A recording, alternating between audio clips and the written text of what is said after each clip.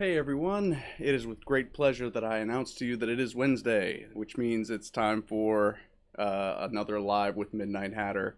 I am, of course, Midnight Hatter, your host. And customary things out of the way, let's make sure we get our audio checked down. I always got to make sure. Ah, good stuff. You have as many audio glitches as I do, and you decide that, you want to make sure that everything looks good. Hey everyone, nice to see you all in chat. It's good to see everyone. I appreciate you stopping in. Sorry for the bit of a late start. As it is the first weekend of the month, it is Gunpla week, which means we're going to be doing a little Gunpla and chill today.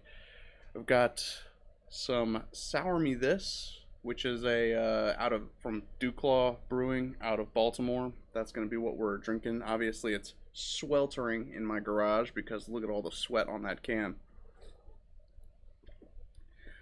Sorry I've been out of touch lately. Things have been a little touch and go lately. My my best friend four-legged category, Cooper, is going through a spot of difficult health right now. So if you're the thoughts and prayers kind of person, they are appreciated. But I guess we'll see how he does here soon. But, it's tough to find the motivation to do all of the various projects that I've got lined up in the works when my really good friend is not feeling so hot. So if you were waiting to hear from me from something about that, that's what's going on with me. But as they say, the show must go on, and therefore we are here tonight. We are going to be building this guy, an old school. Oh, good. I'm glad everyone can hear and see me well. We are going to be building this guy. It is a old school, before there was a high grade 1 to 1/44 scale full armor double Zeta Gundam, the FAZZ version, not the actual full Zeta, but the FAZZ from Gundam Sentinel. Shout out to Juby on Discord for hooking me up with this. As you can see, I kind of started building it. I've got a little picture-in-picture action so that you guys can see, my table cam.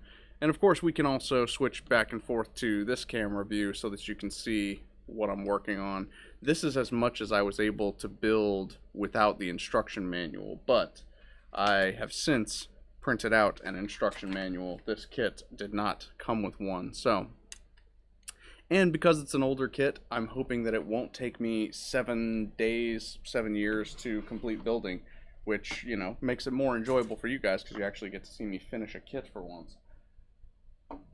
Anyway, I hope everyone is having a good day and a good week. I hope that you all are staying sane out there. Hey, I appreciate it, Ultra. I hope that things get well soon myself. One thing that's kind of cool about retro kits is you're going to get things like this, these kind of option parts. Like, this is a legit pair of springs that are the cables that plug into the front of the groin here. I imagine on a modern kit that wasn't a real grade or a master grade, if this were a high grade kit, I would bet dollars to donuts that you would get a little plastic, chain, and it would have those like kind of notches in them. I'm sure that you've seen them on some of those high grade Zaku 2. So let me see here. What's a good example? Well, that one's probably not a good example, but this guy. So on this Zaku 2, this is the high grade Zaku 2. You see you've got these like, they're almost like little notches cut into the plastic to make it bend at specific points, but the rest of it is just a solid piece. I mean, the detail is correct, but it's just not as authentic looking as, where did I put them? Almost lost my springs there. It's not as authentic looking as a set of springs. So even with some of these high grade models, I kind of think that I would groin springs. I would prefer to set them up with, you know, something a little more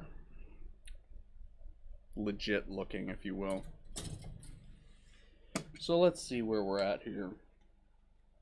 This is as much as I could put together without the instruction manuals. You know, I know what a chest looks like, and I know what the chest armor looks like.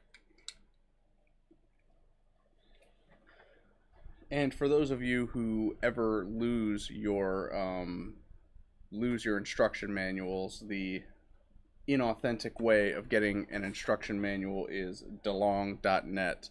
Not Tom DeLong for you Blink-182 fans, but DALONG.net. They have an English version as well as a Japanese version, I believe. You know, we're not sponsored by them or anything here, but I did need the instruction manuals. Once you get into stuff like this, where you've got you know, several parts that don't seem to have any way to attach at all. That's one of my big fears with this kit, is the fact that, you know, when I assembled the torso, and then I found, you know, the front chest plate, there's no clear way for how to attach the chest plate to the torso. So I'm assuming that it is one of those things that you're just going to have to glue down. I am not going to do that. What I'm going to do is build this kit. We're going to do our scratch build, and then 99% positive, 99% sure positive that I'm going to modify this kit and hopefully elevate it to something that can be comparable to a current high grade. One of the other kits that I'm working on doing that with is also from Gundam Sentinel, as it turns out, is the S Gundam booster unit. They did make HG versions of the EXS Gundam as well as just the regular S Gundam, but the S Gundam booster unit is pretty dated. I actually have two of them for various reasons, but you know, we're getting into Gunpla projects that I wanted to start, never started. Anyway, you guys don't want to hear about that. Let's start building. So we are going to need a PCB.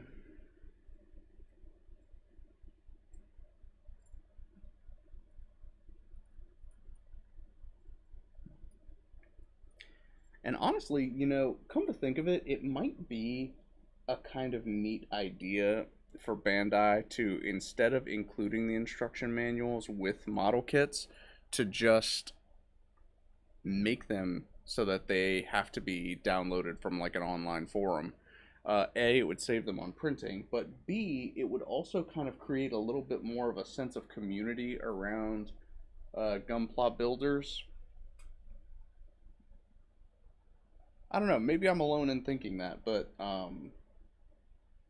you know, it's kind of like how Nintendo used to have the Nintendo Power magazine, and that was like the only way that you could get certain, you know, secrets. This was also before they started adding like letters to the sprue sheets, so it's basically everything is a number, and then you have to match it to wherever that number falls. So I'm looking for number 35. There we go. 35 and 36. You know, it's one of those things that might promote a little bit more community engagement if you had to go out and look for the manual. I decided to do a forest/jungle camo for my GM2. Its nickname is going to be the Fortunate Son. I love the reference.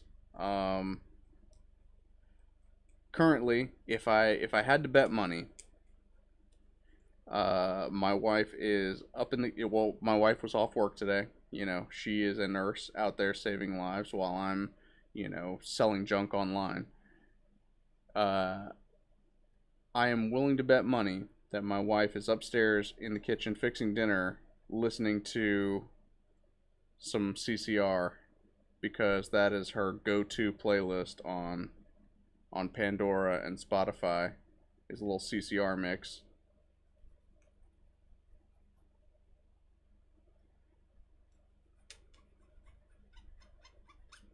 Fortunate Son is CCR, right?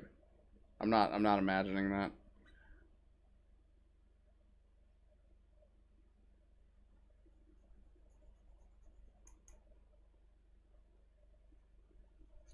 And for those of you who frequently look at my old videos, um, let's I'm gonna pop a little zoom in on this.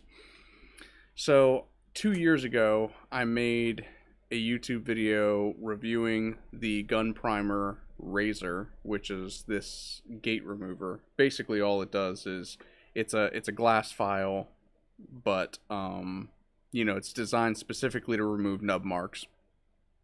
The thing about this is that after 2 years, I'm still using the same one. The only difference is, of course, that the glue on the little design on the back peeled off. So it's clear, but when you buy it new, it's got the kind of clear silicone backing on it, and it's held up extremely well for 2 years.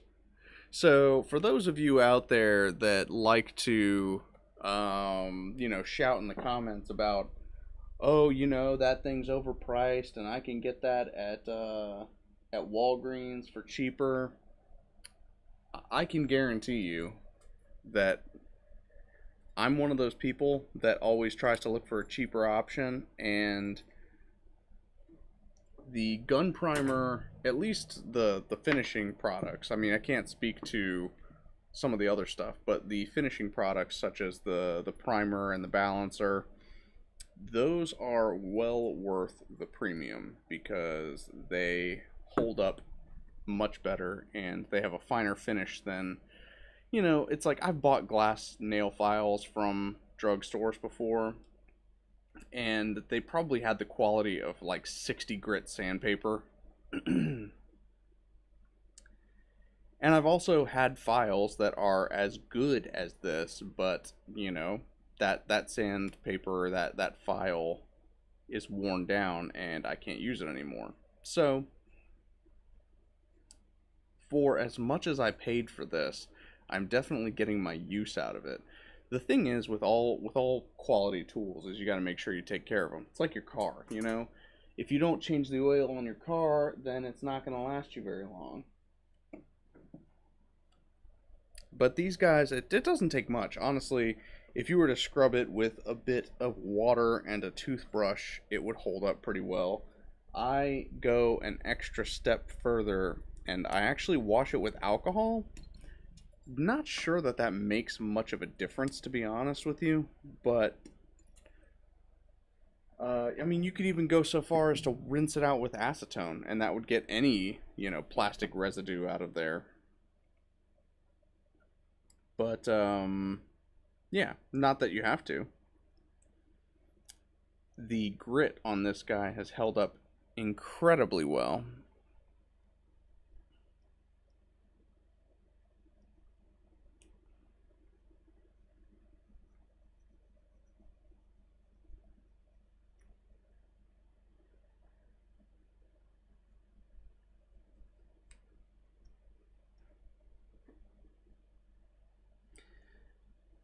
So I'm thinking that once this kit is built,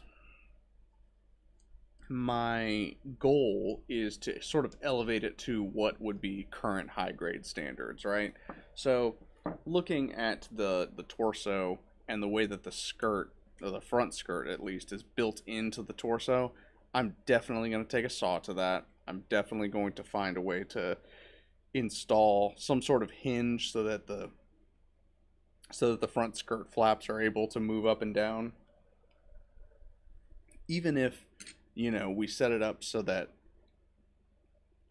I mean, I could cut the torso and the bottom skirt of the chest plate armor into two pieces. I don't know that I'll necessarily have to, but I have enough skeletons of HG kits that I could donate some parts, at least like some of the interior parts, right? So if I were to take the arm armor and replace the innards with, say, something from like the GPO3 Stamen, you know, we have the ability to do that. We have the ability to make him faster, stronger. Okay, so we've got our 16, 17. We've got this piece. This is really strange.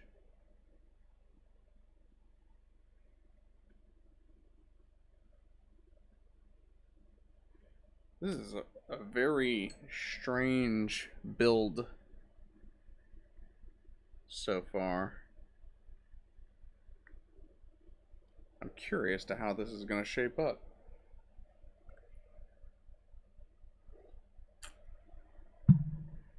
Exactly. We can rebuild him.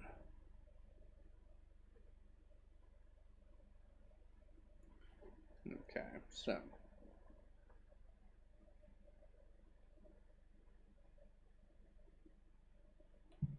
just want to make sure I got the alignment on everything correct here.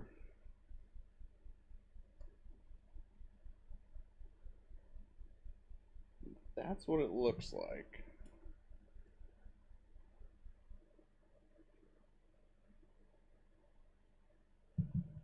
And then there's a PCB in what appears to be the elbow joint.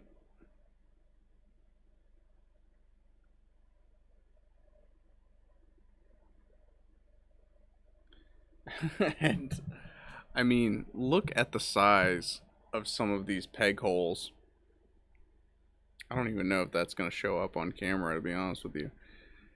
That is a tiny, tiny, tiny, tiny peg hole.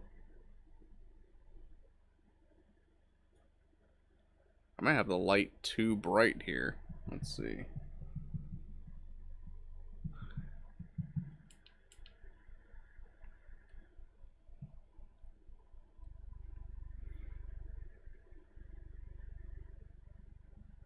I can't really show it off too well. The light is still a little too bright. But I mean, these peg holes, they're not only short, but they are also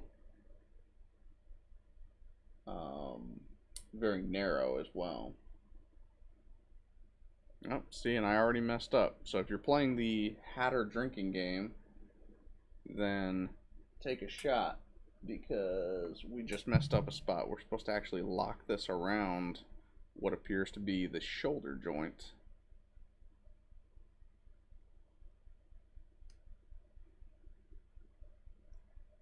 Okay, it's like not fitting on there.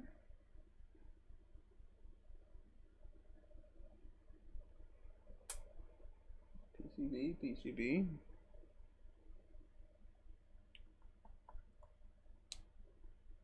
There we go.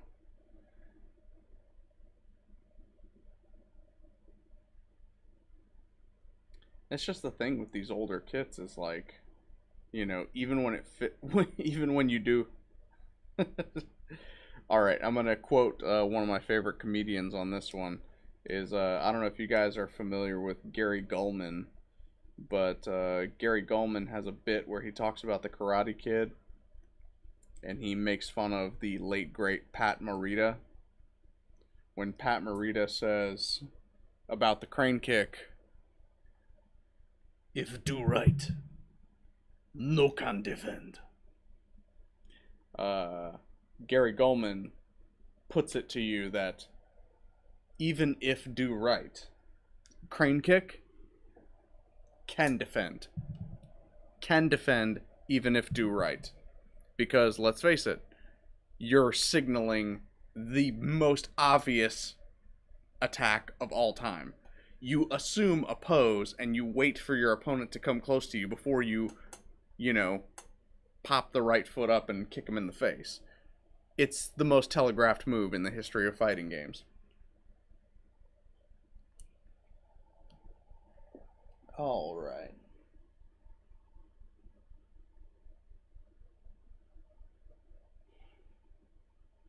So we need 75.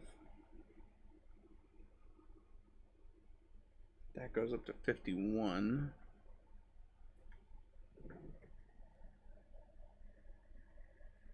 Well, that's obviously not it.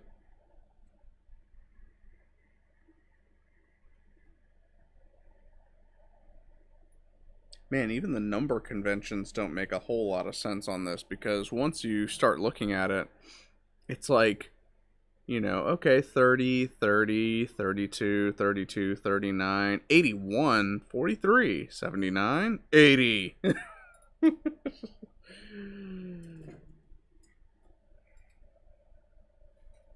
It's like they numbered it based on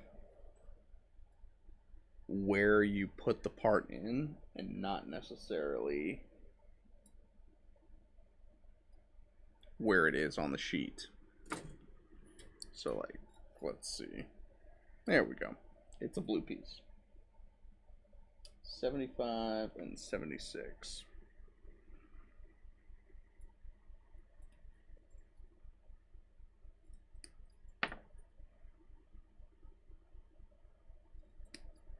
But yeah, even if I weren't going to heavily modify this kit, it definitely needs a coat of paint. Because, let's face it, it has not a whole lot going for it already. Man, how many PCBs is it going to call for? Because I'm kind of, well, the PC sheet is like 90% Bs, 2 As. Oh, it's literally all A's and B's. Then we're good. We'll be alright.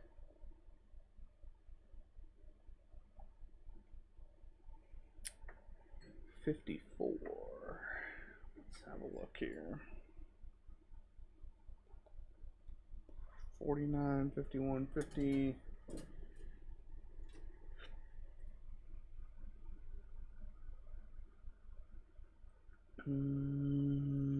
That's 59 and up. 54. That gets up into the 100s.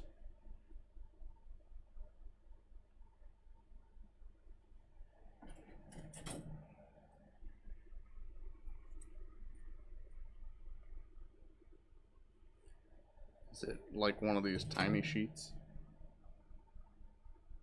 Yep, sure is. 54.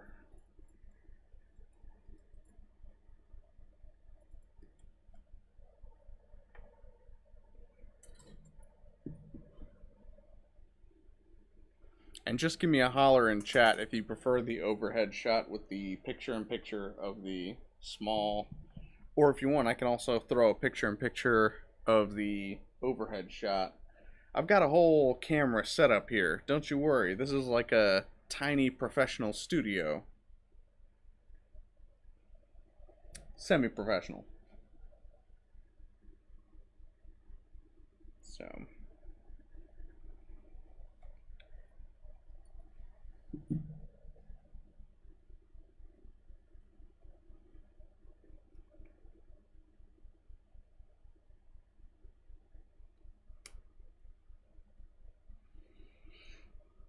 Also, let me know how the audio sounds. It seems like it's picking up a little too much of the ambient audio.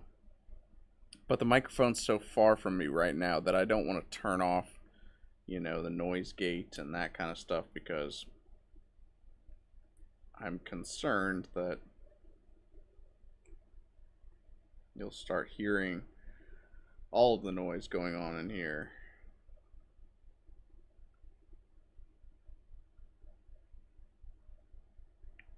This is one of the rare occasions that the dogs are locked out of the old studio.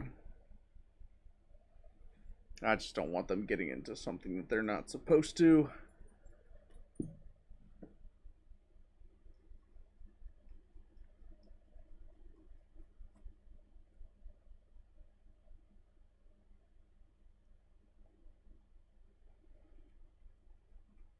I hope that everything is streaming to Twitch all right. The Twitch breach news was rather concerning, I'm sure, to many people. But what do you expect when the staff is 100% made up of dudes that are probably subbed to Amaranth? Let's be honest.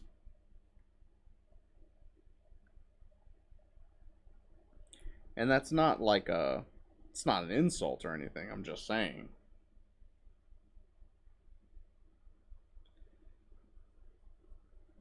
They're probably not guys that are 100% committed to security.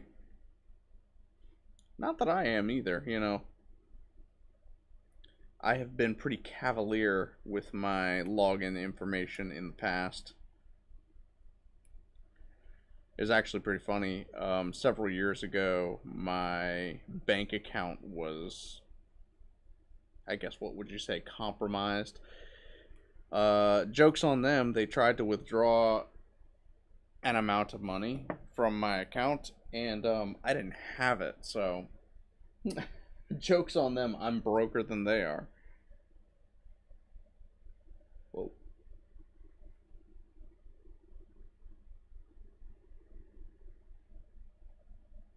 Hey, what up, Goose? Today we are building a old school 1/144th scale FAZZ Gundam.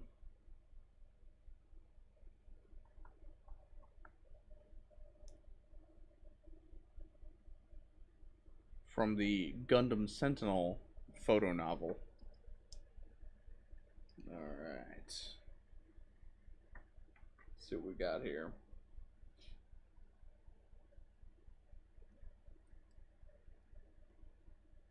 These are, without a doubt, the tiniest joints I have ever seen in my life.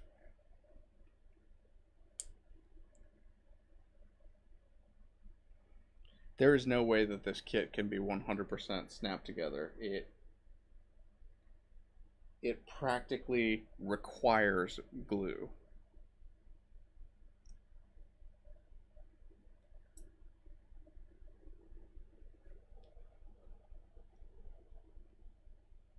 Ah, ahoy, heroes.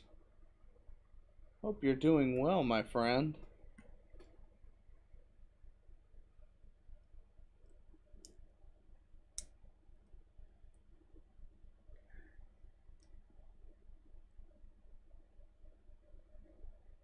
Well, this is just problematic here. Alright. I think we've got it in place.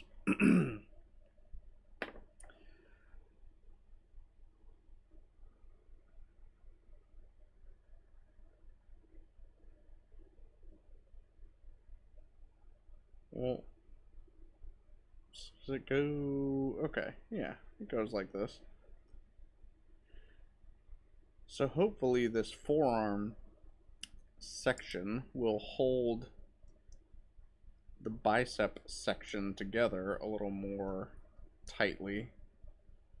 But yeah, I mean, look at this shoulder. It's like it's held together by the polycap on the inside.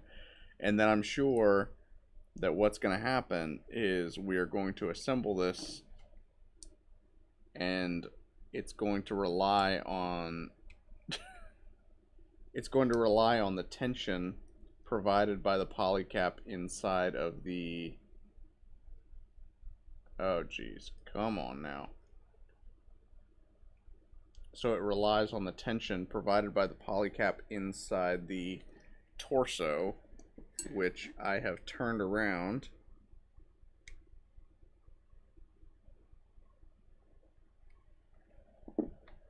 Always have you a spudger on hand.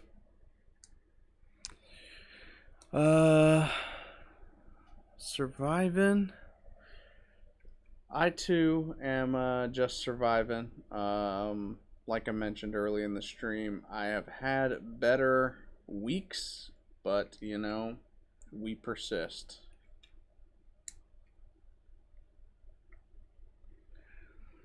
Joke's on them, my PC is getting a petri dish of ancient computer viruses that nukes weaker CPUs. Oh man. Yeah, no kidding. I went to my nephew's birthday party the other day, and let me tell you something. 6-year-olds carry viruses that are far deadlier to those in their 30s than your average colds and flus. Real grade Freedom Gundam before watching the reviews of it. Okay. I don't know, because I am not a seed guy in general, so I did not buy that kit. But I tend to find that real grade kits are what you make of them, because the number one worst. Oh man, I'm starting to slur over here. That's how hot it is in my garage. So the number one worst reviewed real grade kit out there is the Zeta Gundam, without a doubt, because it's the only one that transforms. So it has to have more mechanical features plugged into it than any of the other, especially when you factor in that the Zeta Gundam was made when real grades had the complete inner core pre-built. If you look at all the real grades that have come out in the last several years, they don't feature that built-in, pre-built core that you then slap armor pieces all over. The Zeta was part of that first generation, and that kit is a hand grenade, I'll be honest with you. But I love the Zeta so much that it is still my favorite real grade kit, even when compared to, like, I've got a real grade Zaku, I've got a real grade Gundam Mark II. The Gundam Mark II was a pain in the ass because it has little armor panels that pop off for no reason. You sneeze at them the wrong direction and, like, the elbow joint is going to pop off. It also has fabric pipe coverings that you have to manually cut. In addition to that, you look at the Zaku 2, the real grade version, and you got a spring that you have to thread a whole bunch of plastic noodles onto. That's a nightmare. So when you factor in all those kind of things, I'm sure the Freedom Gundam is just fine.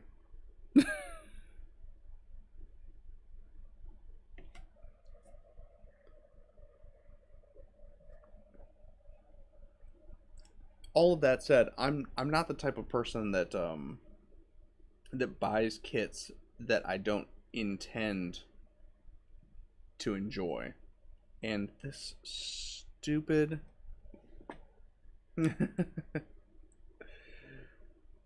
I say as now I'm not enjoying this particular build. No, honestly, the build is fine. It's just I'm an idiot, and I didn't realize that the interior of this bicep popped out while I was trying to assemble it. So, model kits are what you make of them, is the bottom line of that rant. Is that, sometimes it feels like it's not the right build, but in fact, if you like the mobile suit, then it doesn't matter how difficult the build is, or, even if you like, think about, for example, the high-grade Totus Ritter that I got and assembled for New Year's this year. That kit is something of a hand grenade itself. It's got all these kind of moving parts and joints that it's not... Let me put it this way. I'm not going to do any stop motion animation with the Totus Ritter anytime soon. However, it is a gorgeous kit, and posed up on my shelf up there is fantastic. I'm not ever going to get rid of it. That said, I'm going to tell you what I'm about to get rid of. I'm about to get rid of these terrible freaking hands. Gunpla hand grenade with real exploding act. Exactly. Exactly. I am definitely going to get rid of these stupid two-piece hands. First of all, apparently I assembled this arm backwards, so it's not even supposed to go this way. It's supposed to go on the opposite side. But, like, again, that's the thing with these old kits. It's like the shoulder literally does not hold together unless it's plugged into the polycap on the torso.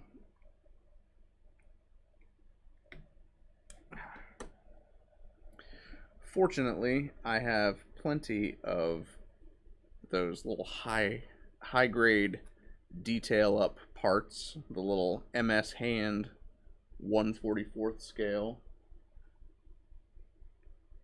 This one in particular, I'm not sure what I would go with, to be honest with you. Sometimes your arm just be backward. Exactly.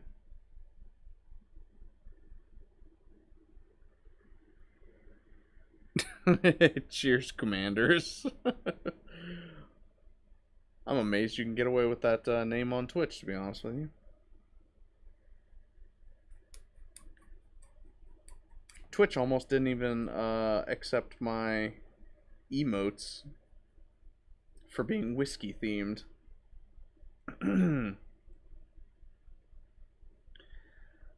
But I am the Gundam and bourbon guy. You have to allow me. I'm a bourbon peacock. You gotta let me fly.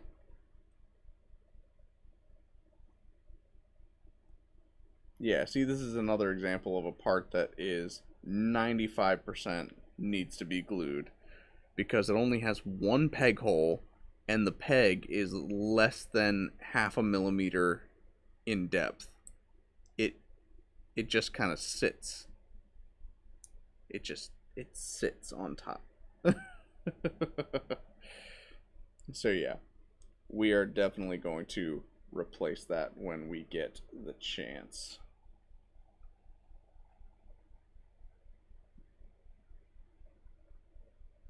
Hey, it's going well. I hope it's going good for you as well. Twitch can be very funny. First kit was a cheap third-party death scythe that was basically decorated.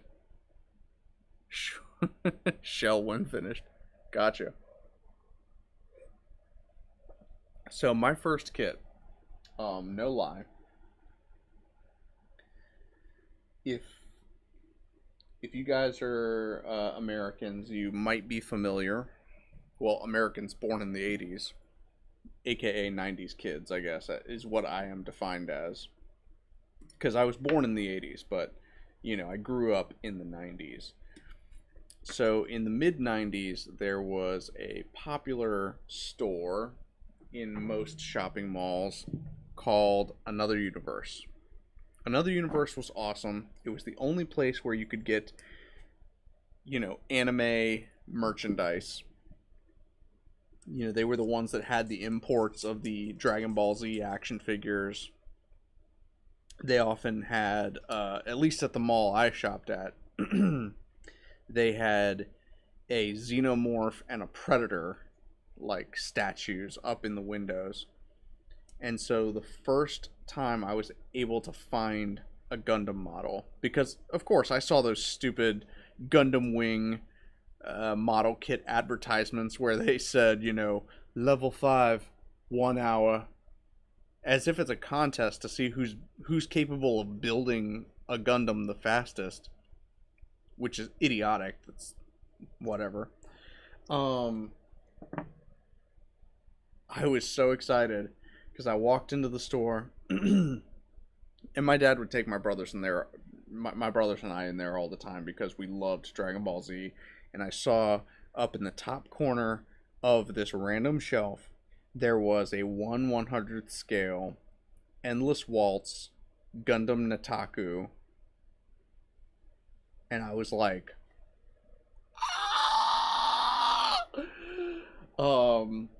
because you have to imagine, like, my favorite character from Gundam Wing was Wu Fei. And so I'm like, It's Wolf's Gundam! I didn't have it! So, well, my brothers picked up some Dragon Ball Z VHSs and some Dragon Ball Z figures. That was what I got, was a Gundam model kit, the Endless Waltz Gundam Nataku 1/100th scale, and it's currently sitting in a box up there because I was, what, 11 years old when I built it, and it is in terrible shape. I probably need to do a series. I started a series on YouTube several years ago where I was just kind of reviving some old busted kits that I built when I was in my young teenage years. And I probably need to bring that back because I have a series of Gundam Wing model kits, as well as, some 8th MS Team kits that could definitely benefit from a little bit of TLC. It's amazing the things that you realize you can do when you're in your 30s compared to what you could do when you're 11 years old.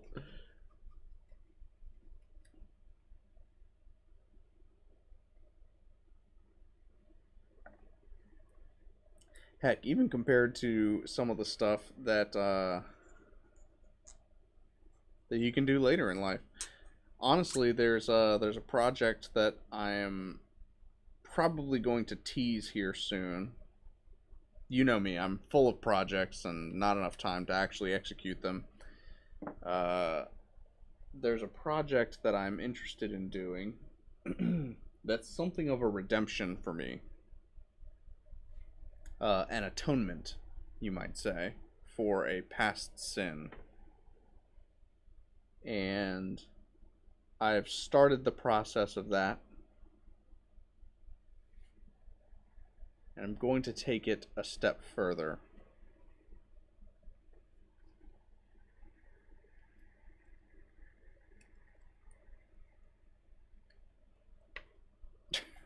Stupid hand.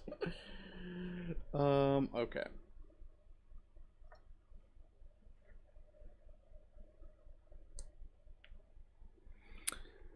Ba-ba-ba-ba-bum. Mine was the GM D-Type HG. 1/100th Rambaral Zaku 1. That's awesome. And a double Zeta full armor high grade. That's cool as well. I've never seen the high grade double Zeta full armor. It's not this one, is it? Because this is the FAZZ. It's not like the full armor double Zeta. And it's not a high grade. Because again, this was prior to high grade status. This is just 1/144th scale. Wink, wink.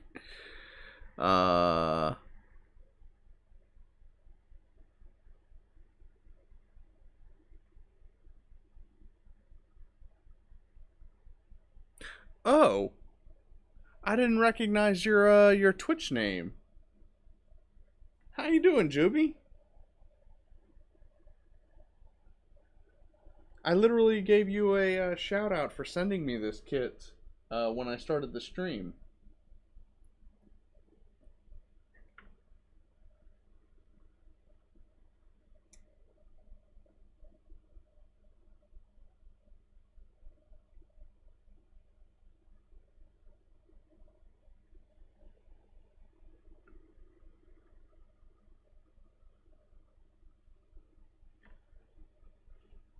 So what you're telling me is that you've already built this kit and that I am an idiot for trying to assemble it.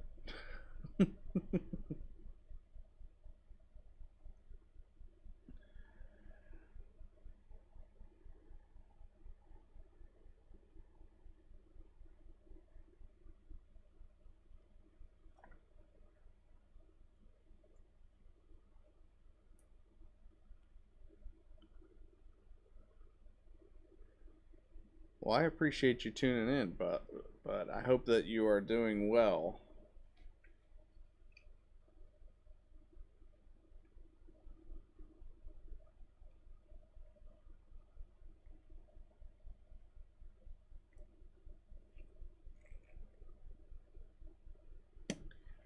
I mean, literally, I will tell you this, is that this kit is almost identical. Let's see. Do I have it? I know I've got it around here. One second.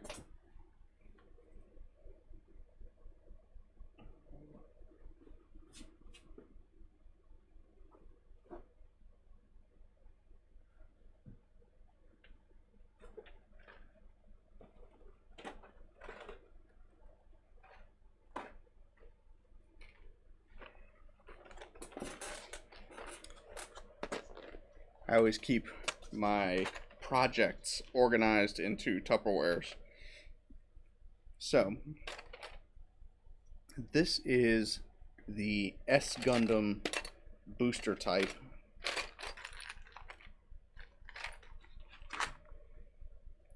I mean, it's even like down to the same color plastic, to be honest with you.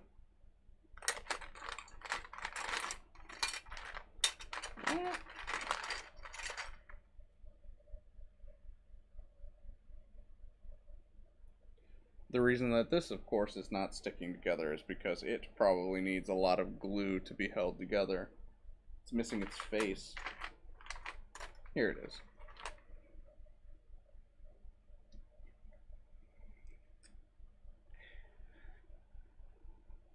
You have to hand it to some of the previous, like these old generation designs, is that they made the most out of some of these, you know, like, for instance, here's your S Gundam head, and two halves of that peg onto which the V fin fits onto are kind of merged in the center. So they rely on other parts to hold the whole together. But yeah, even down to the color of plastic. Let's pop this up here. What mobile suit do you think that? The GM or the Leo? I feel the Leo because I have to sneeze. I don't know. I mean, it depends on which. It depends on who's piloting each, right? War Machine inspired wind based custom. Interesting. Or wing based custom. I see that now. So yeah, even down to the color of plastic, it is identical to that booster unit S Gundam that I mentioned earlier. Now, I wonder, like, and you can even see, like, based on the seam lines here, you can see how this particular kit has the same joint design as the FAZZ. I'm sure that these were part of the same line, to be honest with you. They were meant to be together. And I've also got some real grade Zeta parts in there. Remember how I was talking about that that real grade Zeta?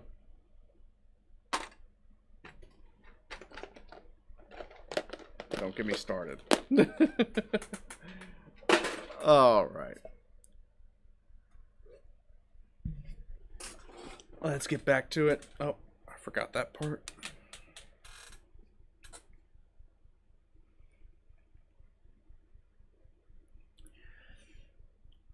Now, all of that said, I do think that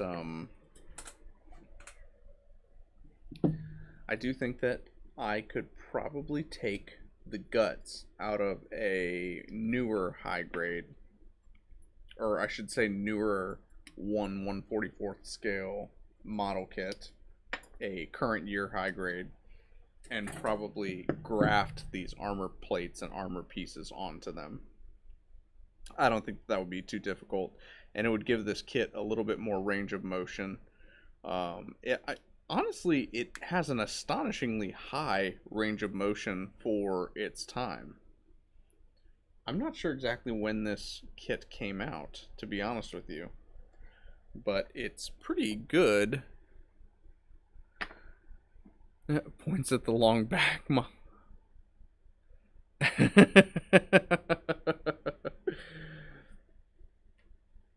To be honest, I've only met one fellow Gunpla builder who does not have a backlog.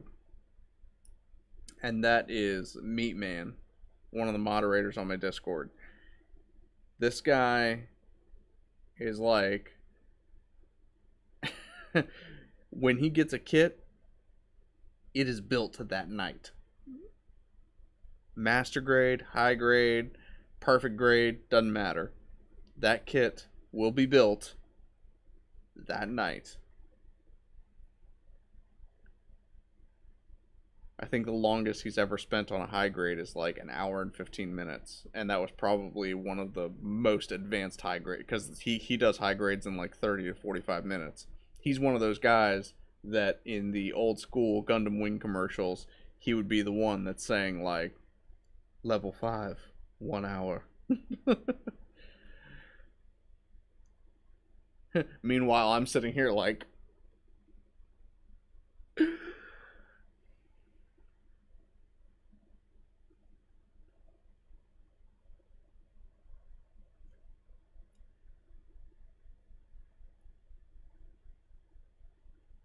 but I tend to obsess over things. I think there's a, I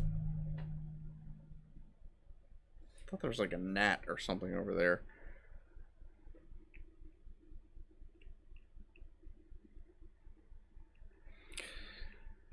Mine's almost done. Just 8 high grade left, and the mega size Zaku's awesome. I'm so jealous of you having that. I'm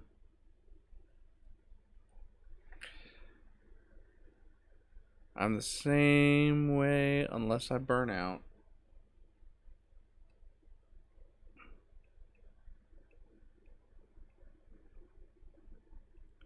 I can get a high grade in 45 minutes and do it out 2 a day. Man.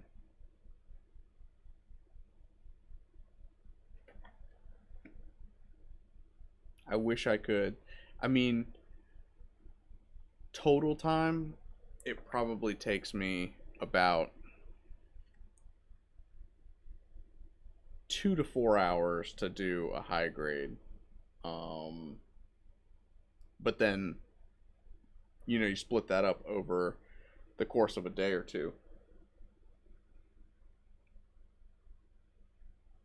Because I got shit to do today.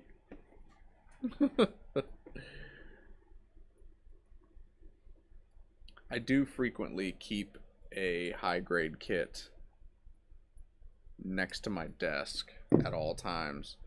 And, while I'm waiting for files to export, or I'm waiting for a video to render or something like that, I will, snap together a couple parts.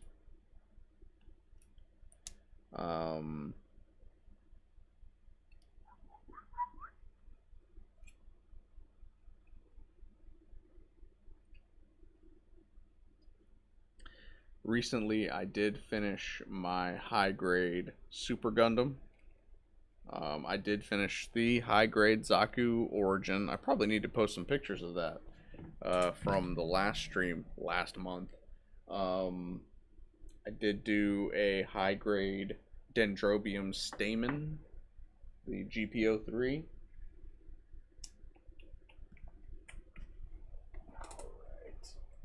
Let's see what we got here.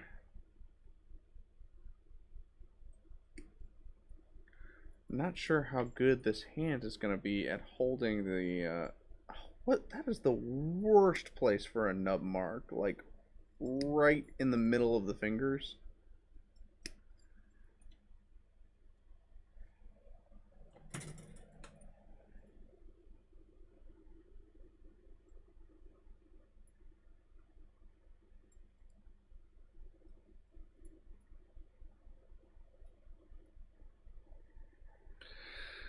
Let's see, my American Moon Gundam only took me an hour and a half. Dang.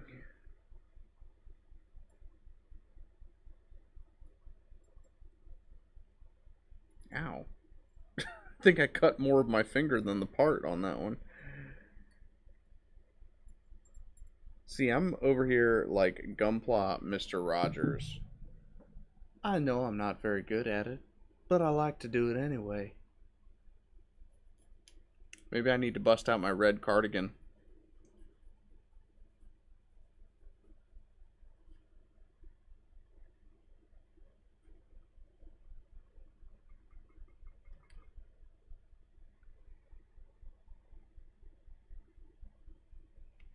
Maybe switch to the old over the top.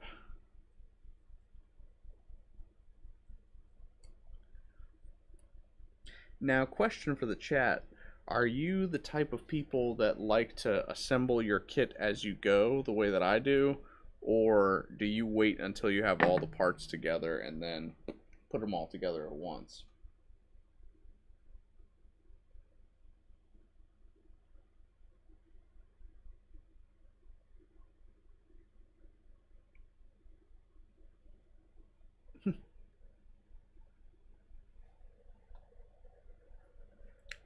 Yeah, we can do better with these hands. I think we're going to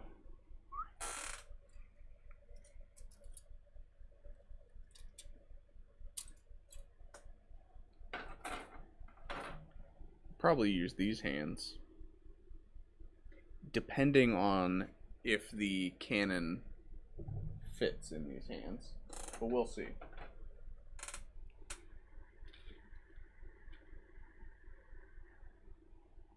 This right here is the FAZZ full armor double Zeta Gundam. Alright, so we need 86, 85, and 89.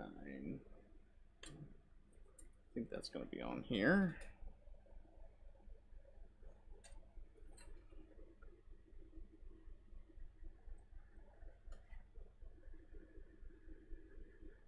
Oh no, it's 83, 86, 89.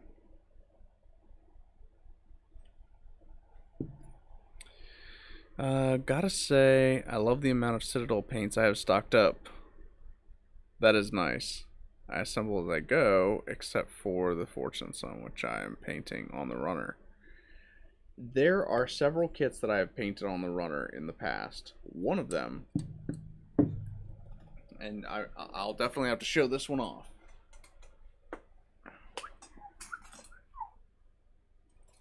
Oh no! Ah!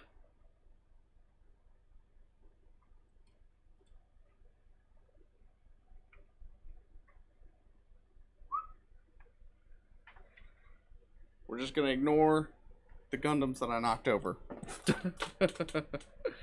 One of the kits that I painted on the runner is my high-grade Hyakushiki. Let's see, I'll pull up the little closer view here. So I can't stand Hyakushikis that are the chromed out versions. I also don't like the plain yellow version that's like the anime accurate version. I prefer this sort of frosted gold.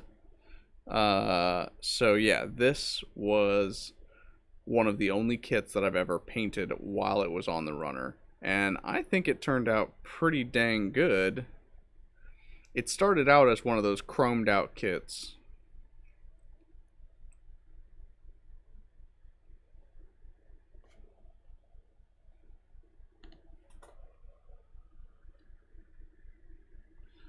I just love the way that that frosted gold catches the light. You know, it's just enough pop.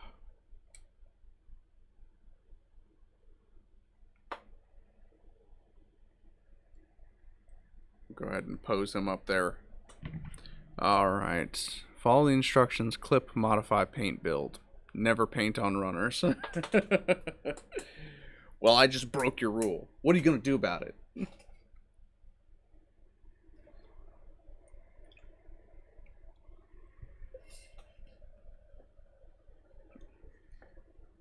Oh, it's only...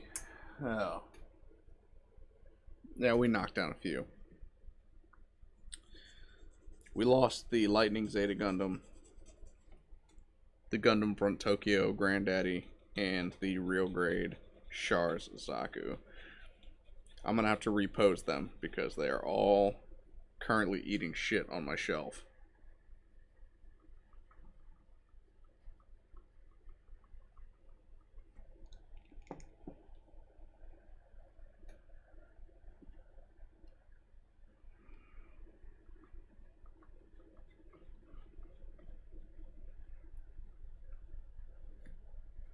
Hey, I'm not about to tell anybody how to build Gunpla.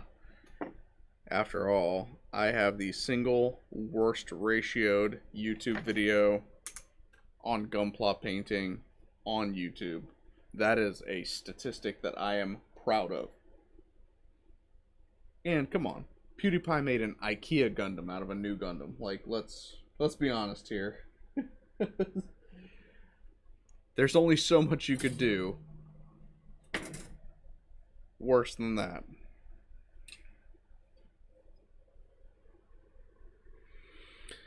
You broke the rules. Prepare for missile strikes. Hey, what's going on, Death Number?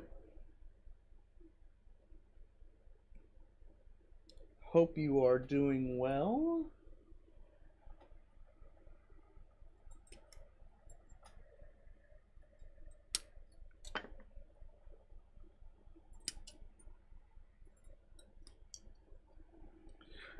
So yeah, my goal with this kit when it's done is going to be to make it so that it's easy to transition between the full armor version and the, you know, light armor version, if you will. Standard version. What would you call the not full armor Zeta if it's not? Because that's the thing about the FAZZ, right? Is there's no standard armor version of it.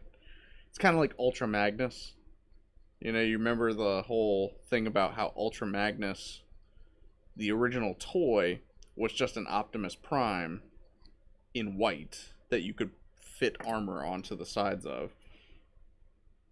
So, like, what do you call naked Ultra Magnus? PewDiePie doesn't get special treatment. Hey. Come on now. I don't think Pewds gets special treatment. All I'm saying is that, you know, we all have our own ways of building and customizing our Gunpla. There's that dude who painted his goof. You know, he did like a hand-painted goof in the style of like a mini. Which is fine, you know, that's cool. But, like, you know, I hand-painted my Zaku.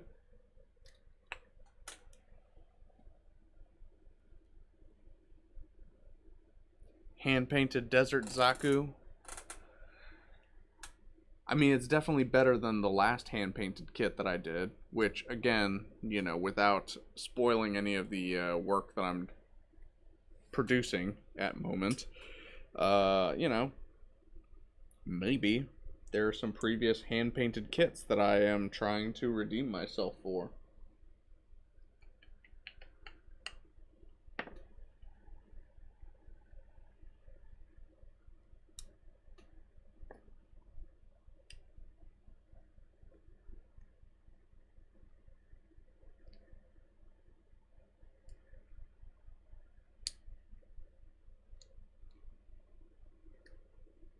Okay.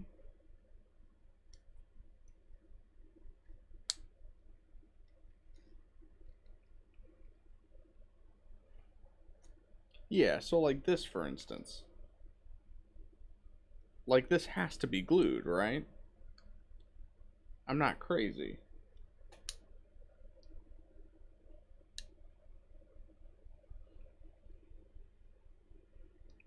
How else would this shoulder piece fit on here?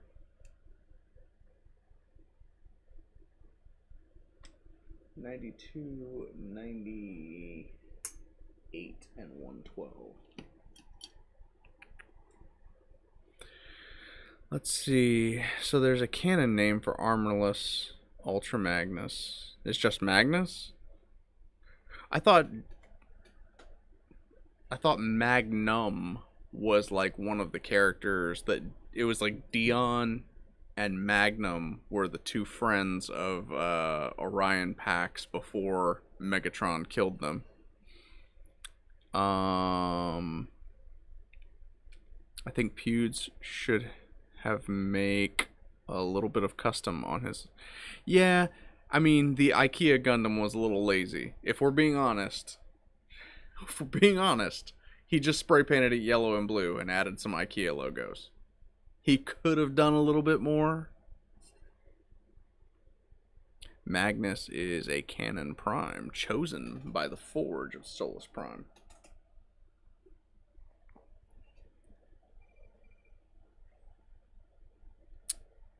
Hey, thanks for the follow there. So who am I thinking of when we're talking about like Dion and Orion Pax? Because I remember there was an IDW Comics storyline that had to do with that. Orion Pax, Dion, and was it Magnum or Magnus? I know that there's theories abound about where Ultra Magnus came from, whether he's legit Optimus Prime's brother or maybe he's just his friend. Maybe it's his lover. I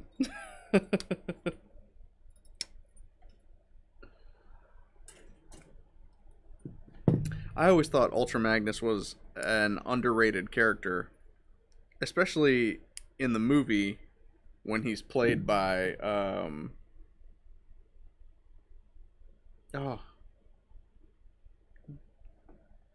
what's the guy's name from that show? Unsolved Mysteries.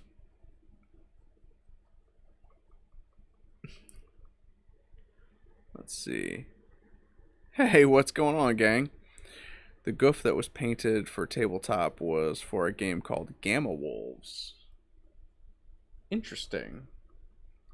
I have a tabletop game that I'm painting some Gundam miniatures for.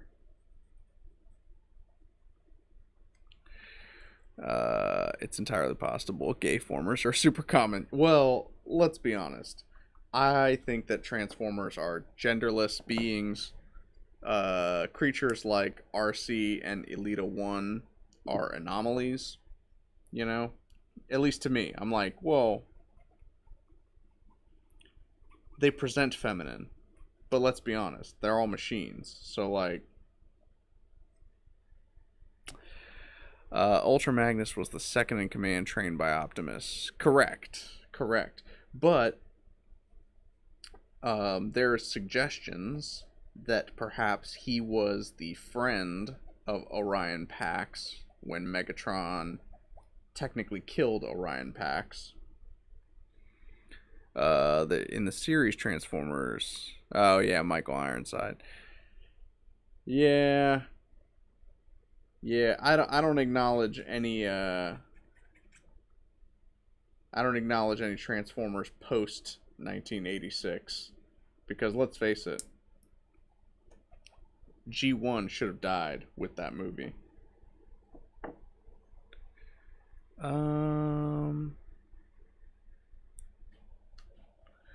Orion Pax, Dion, Dominicus Major, Knockout and Breakdown in Transformers Prime. Okay. According to IDW, Cybertronians are all male and Chamians are all female. Like they were super surprised to find out there was more than one gender.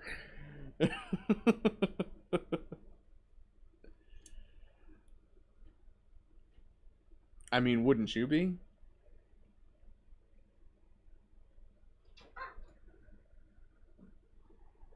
Uh-oh. I hear the dogs acting up.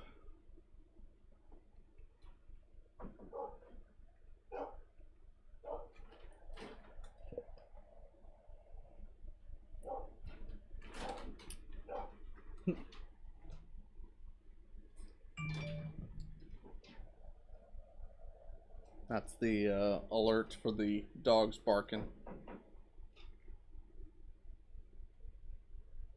Probably because it's their dinner time. Yeah, it's definitely Doggy dinner time. Dominicus Major is the current Ultra Magnus. Well, Ultra Magnus is not like a title, right? I get the hate towards post 1986, but Ironsides is still a great voice for Ultra Magnus.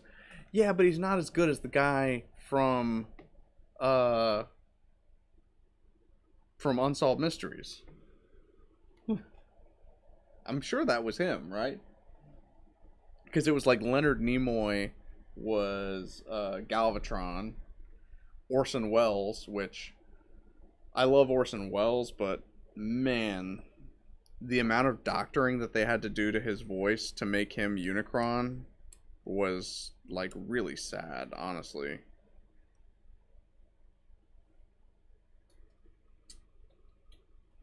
Oh, in place.